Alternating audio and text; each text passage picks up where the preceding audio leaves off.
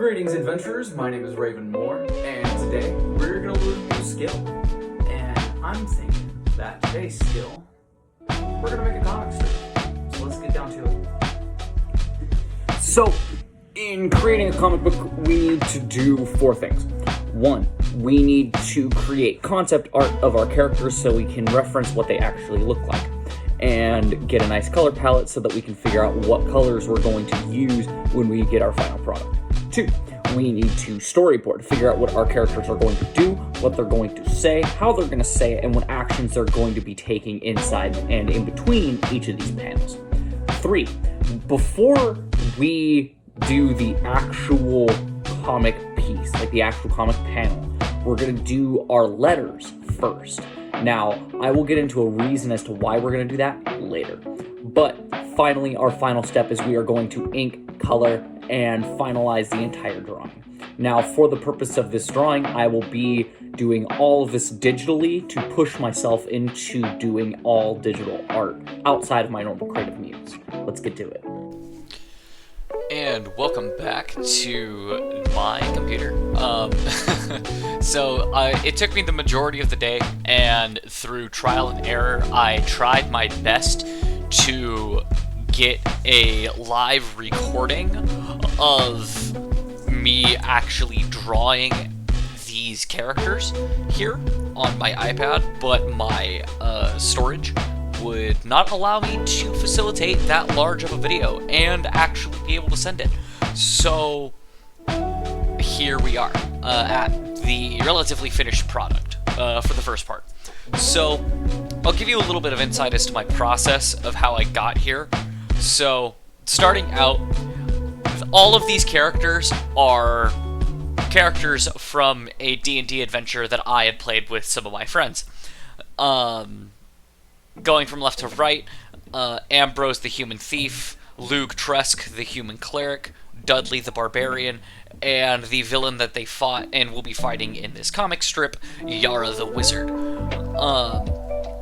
So we already had some pretty general conceptual designs in mind for each of these characters, and it helps that we also tend to design a lot of our miniatures that we use at our table on an application called Hero Forge. This isn't sponsored in any way, shape, or form, nor can I show the actual designs that were made on Hero Forge due to copyright, but if you are interested in making your own custom miniatures and having them fully colored and designed and posed however you'd like, easily go check out Hero Forge. It is a great resource for character building. But anyways, back to this. So with the designs that we had made in Hero Forge together, I took a lot of the clothing designs and the color palettes for each of the characters and drew them conceptually in my own art style. As far as anatomy goes, I did use references online as far as just like looking at photos of like different body types and stuff like that. I also have at home some comic book tutorial books, like How to Draw Comics the Marvel Way. It's a great resource for those who are getting into comic books. I actually went and picked up that book today at the library so that I could have some solid resources to be able to get some nice designs.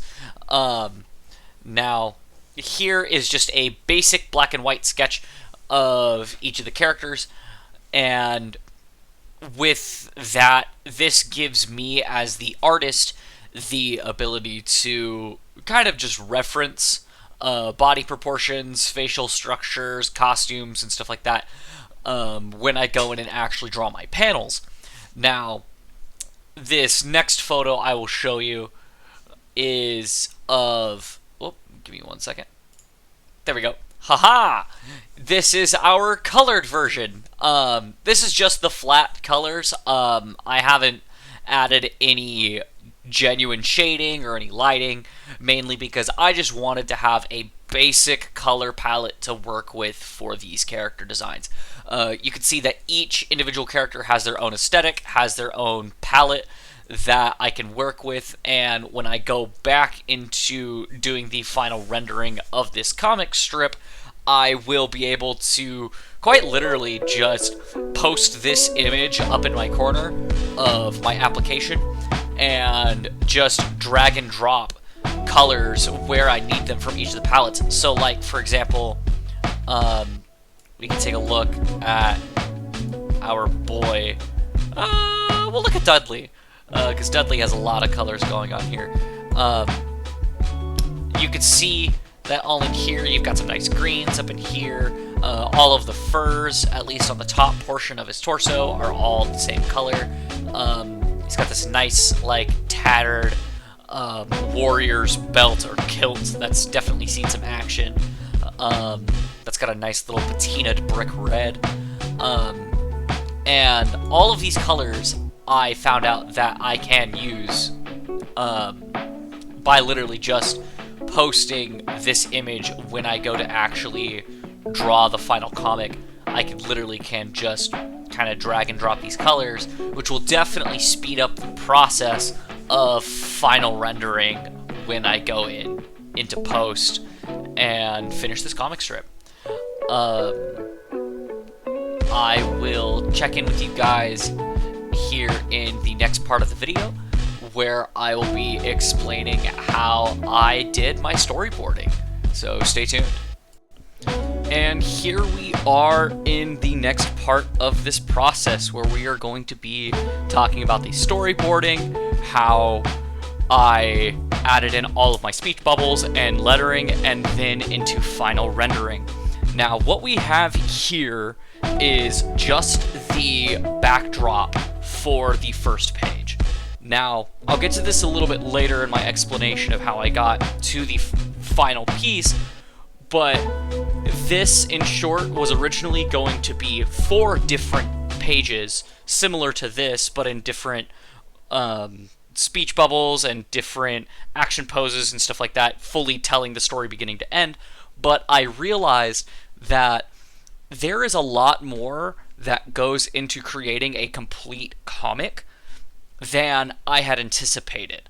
Now, doing my homework on the creative process of creating comic books large scale, whether you are an independent artist or a part of a team of artists, usually people give themselves about a month to storyboard the entire comic, to write the script for the entire comic, to have your sketch artist do the sketches, have your ink artist do the ink work, and then finally send it to your colorist and your letterist to get the final results of the comic. And unfortunately, to my dismay, I don't have that kind of team. It's just me. Hi. So I settled on humbling my ambitions to just keeping it to 1 page. But I'm still really proud of the end result. Now, what we have here is just the backdrop for the comic page. Now, I didn't mention it in the first part of the explanation of this process, but the application that I use, for those who are interested, is Procreate. It is a free application on iOS and Microsoft. Again, not sponsored. And that is how I used all of this digital art process. Usually I use a free app called Sketchbook for any basic drawings that I want to do, but I really wanted to push myself again to not just fully relearn how to do digital art on a professional level, but also on the tools that most professional artists use. And that led me to Procreate. Now, what we have here is, like I said earlier, this is just the backdrop of the setting of the panel. Now, the reason why I did this first is because it is a lot longer of a process, I have found, with doing larger pieces that are fully colored and fully rendered. to draw your characters first and then do the background afterwards. It's just a much longer and tedious process for you to try to take on that amount of work in one full swing. So I decided to do this first. Now, just to give an example of what's going on here, I wanted this first top panel to be large, to be open, to give room for my text bubbles, and also to paint a clear and concise image that tells the reader what the setting of the story is. Now, you can see that this is an ominous black tower made out of solid stone out in a desolate ocean on a dark and stormy night. Pretty clear image. And down in the bottom here, you could see where my arthritis began to kick in and some of my lines started to get a little bit shaky, but that's okay. This is a first attempt at a fully rendered image, and I'm sure that I'll get better with practice.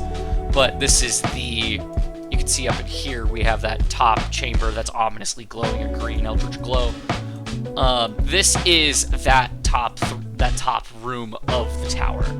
And this is where our characters would be interacting here. Now, going into our next page, this is where we do all of our lettering. Now, the reason why I did this before I added my characters and anything else beyond that is because with creating a comic, you need to not only explain your story through images, but also with words. Now, you have to, as the artist, be able to give room in your drawings for these large text bubbles. Like you can see this right here, massive chunk of space taken up. Down here, literally almost 50% of the entire panel is taken up by speech bubbles.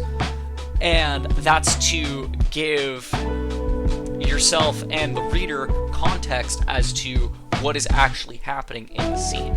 Like these square blocks up here are usually used by comic writers as narration for the actual scene. So it still reads like a book, it's just a lot shorter and summarized information that's being told to you. And obviously these white bubbles, the iconic, like this is this person speaking, right?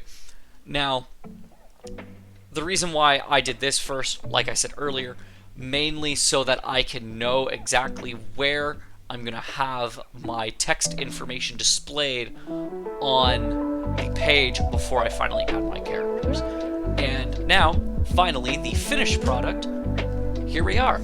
Now, I want to take a second to just kind of really fanboy over how these characters turned out. Like, look at them go. We've got our heroes down here, all in formation, ready to do battle with this evil wizard. You have this nice backdrop of the backside of the wizard, kind of giving foreshadowing as to what he may or may not look like in the next page, and also having him be a lot larger and closer to the viewer gives him much more dominance over the page, like how he would be giving a lot more dominance over the heroes of the story.